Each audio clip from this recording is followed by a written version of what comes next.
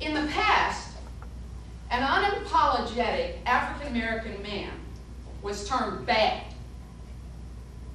He was described as being somebody nobody wanted to mess with. He was crazy. And it was the only way he could establish himself as a man in a country where to be a man was to buck the white supremacist system. He had to take it on physically. He had to go down fighting, and he might have to die.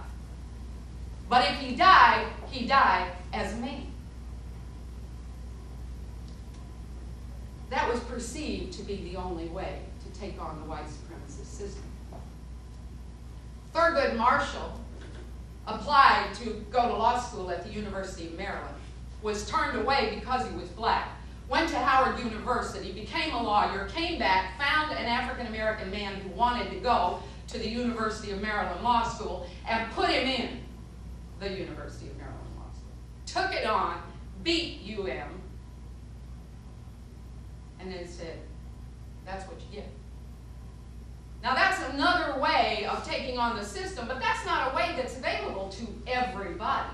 If you're poor, if everything around you says you can't do that, if everybody you know is already in the street, if everybody that has taught you you're less than, if they've infected you with that virus that says maybe college isn't for you, then it's quite possible that what Thurgood Marshall did is not available, or is not readily, immediately, obviously available, which is the same thing as not being available. But if the Black Panthers and others were murdered for being bad, and the law school track is not available, readily available to everybody, and with tuition going up, with admission standards going up, with financial aid going down, with schools all the way down to first grade getting worse, then poor African Americans are going to be increasingly routed away from four-year and graduate degrees. So things seem to be getting bleaker by the minute. But I would suggest that in the middle of all this ugliness, that the bottom line is that college is like training to be a boxer. So you don't have to get into the ring to make the training worth something. But you do have to train. And it's not about going to the fitness center. It's about going to the fitness center. It's about recognizing that not all the dynamics on the campus are really about going to college. They may really be about the dynamic, the power differential between the white supremacist system and African American people in general, in an attempt to sidetrack people away from realizing that what can really happen is that an individual person can train their mind. What Bob Marley called emancipate your mind from mental slavery. He said, only we ourselves can free our minds. In the middle of it all, only we can do that. And that can be assisted. It's as if this is just one big fitness center for brains. And if we turn it into that, then one thing we're going to learn is how to respect ourselves in the middle of having other people tell us we don't have a right to respect ourselves. Why do I say us? Because at 18 I was told that women are for sex and cooking. Now that might sound ludicrous in this day and age, but I'm here to tell you I know women right now who have been taught roughly the same thing and are 18 years old. And I took that and received it, smart as I was.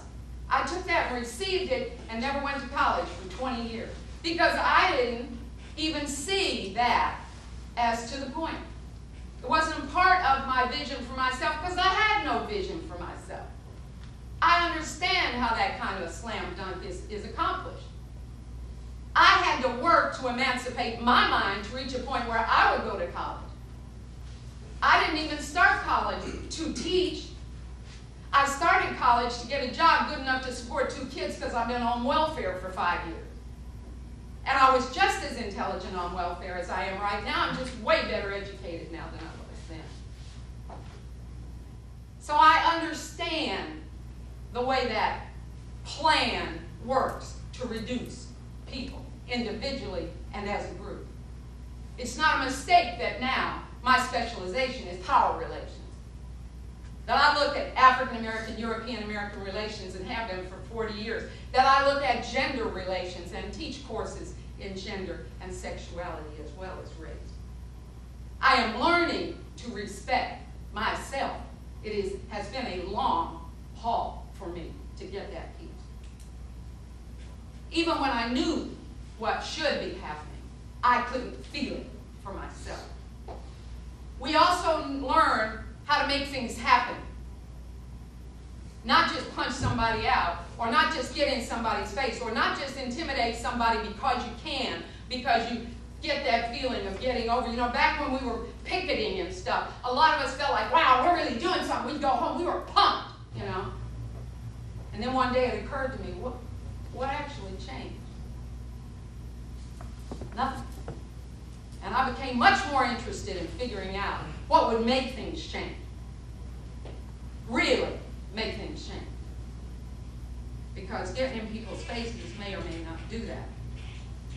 Another thing we learn if we start to train is how to identify and utilize allies. Very important.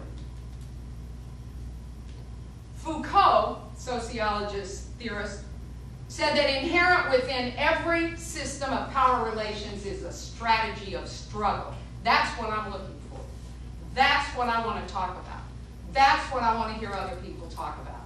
What is the strategy of struggle given the situation we find ourselves in 2010? Time moves fast when you get older. I want to talk about that. We have to talk about that. I'm not trying to save African Americans. I'm trying to save myself. We are indelibly linked. If this nation goes down, and it begins to look as if that's exactly what's happening, this is not simply a wave the way economies go. This was predictable. And the direction it's going can be followed by logic. And in the process, just like Sidney Wilhelm said a long time ago in his book, Who Needs the Negro? African Americans are not in a position now to expect power. I would argue that they absolutely must demand full citizenship regardless. And that's what the power is. That's the denial. The denial has always been full citizenship. And if anybody in this country who looks any way whatsoever can have all their rights removed, then any group can have all its rights removed.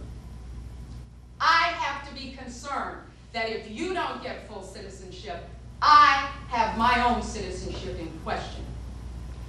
I don't have any confusion about that. So what is the Revolutionary Act for a young African American in 2010 in the United States? I don't know. I'm asking. Where do we go?